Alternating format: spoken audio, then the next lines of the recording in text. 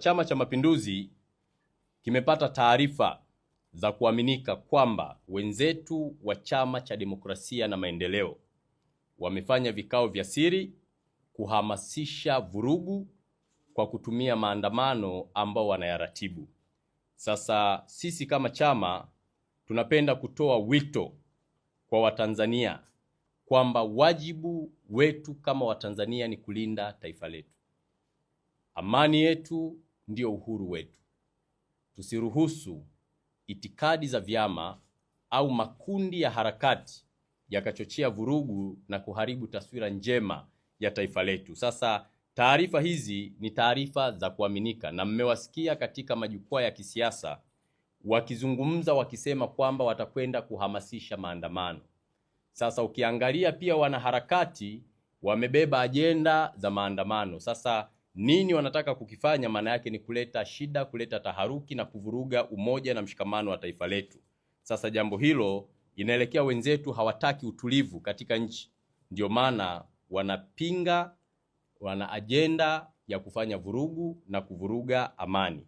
Lakini Chama cha Mapinduzi kinapenda kuchukua nafasi hii kuendelea kutoa wito kwa Watanzania na wapenda maendeleo wote kutojihusisha na vitendo ambavyo vina mianya au zina viashiria vya uvunjifu wa amani wa taifa letu. Kama chama tunawaomba Watanzania walinde amani yetu, wafanye shughuli zao, kwa sababu bila amani hakuna maendeleo, hakuna kilimo, hakuna biashara, hakuna uhuru wa kuabudu na mambo mengi yataharibika. Hivyo ni jukumu la kila mmoja kuhakikisha Tanzania inakuwa salama. Wapo Watanzania wenzetu ambao wapo nje ya nchi na wengine wamekana uraia wa nchi yetu, wanachochea vurugu ili nchi yetu isiweze kutawalika.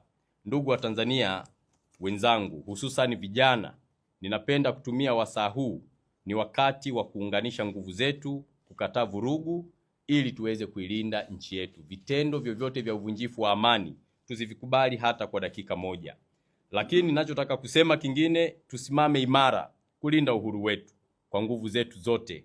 Tumuunge mkono rais wetu Mheshimiwa Dr. Samia Suluhu Hassan katika jitihada zake za kuunganisha nguvu za Watanzania ili kupata taifa moja lenye upendo, mshikamano na maendeleo ya kweli, kwa kuzingatia kwamba tuna vipaumbele vya kuvitekeleza, ikiwemo ilani yetu ya uchaguzi ya mwaka 2025 mpaka 30, lakini dira ya miaka 50, dira yetu ya taifa. Sasa ili tufikie hayo malengo ni lazima nchi iwe na utulivu.